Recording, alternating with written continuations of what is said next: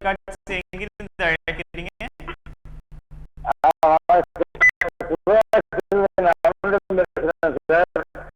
சொல்லுங்க சார். பிறந்த தேதி சொல்லுங்க.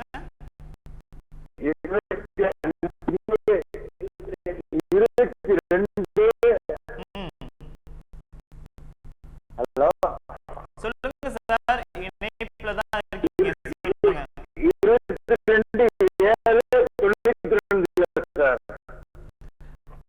சொல்லுங்க சார், பிறந்த நேரம் சொல்லுங்க.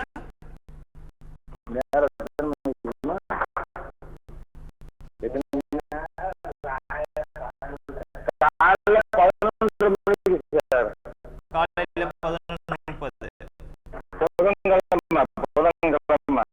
ஓகே சார், ராசி நட்சத்திரம் சொல்லிடுங்க.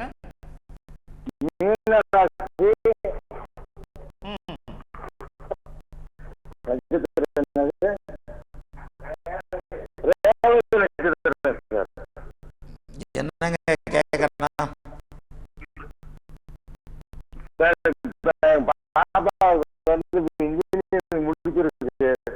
சரி,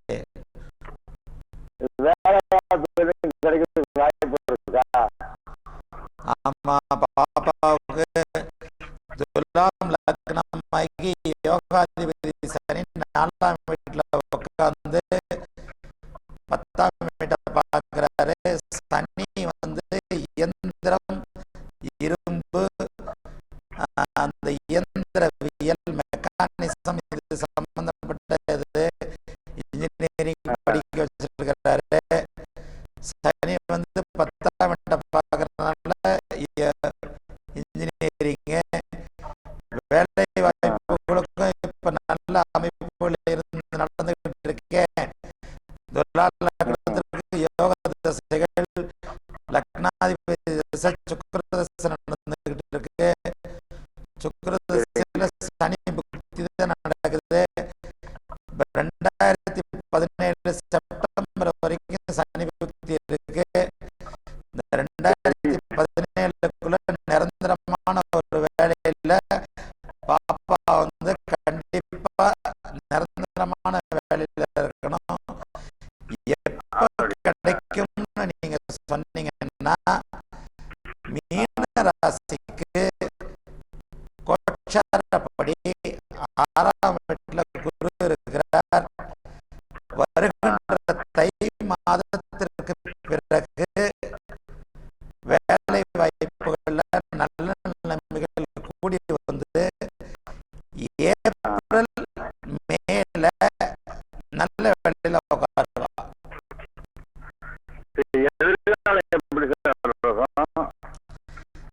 பிரமாதமான ஜாதகம். 8ல செவ்வாய் இருந்தாலும் அது நான் செவ்வாய் தோஷம் சொல்ல மாட்டேன். அவர் 2ஆம் வீட்டை பார்க்கிறாரு. யோகாதிபதி டிவி வலிமை முதல்ல குறைச்சிக்கங்க. எத்தனை பேருக்கு நாங்க சொல்றது?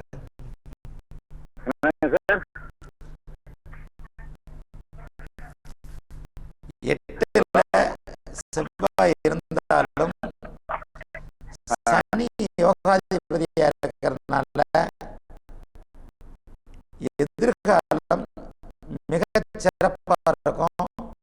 யோக கிரகங்கள் மிக வலுவாக இருக்கிறது.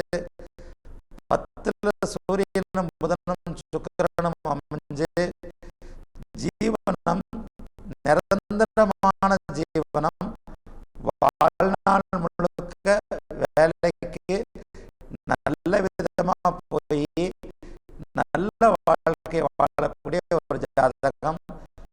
யோக அமைப்புகள் நடந்துகிட்டு இருக்கு. யோக திசைகள் நடந்துகிட்டு இருக்கு. எதிர்வரும் திசைகளும் யோக திசையா இருக்குது. இன்னொன்னு நான் அடிக்கடி எழுதியிருக்கிற 2 கிரகங்கள் திக்பலமா இருந்தாலே மிகப்பெரிய நல்ல அமைப்புகள்லாம் உருவாகும். அந்த விதிப்படியும் பாப்பாவுக்கு மிகப்பெரிய நல்ல அமைப்புகள் இருக்கிறதுனால இந்த மீன ராசிக்கு ஒரு கடந்த 3 வருஷமா பின்னாடி நேரம்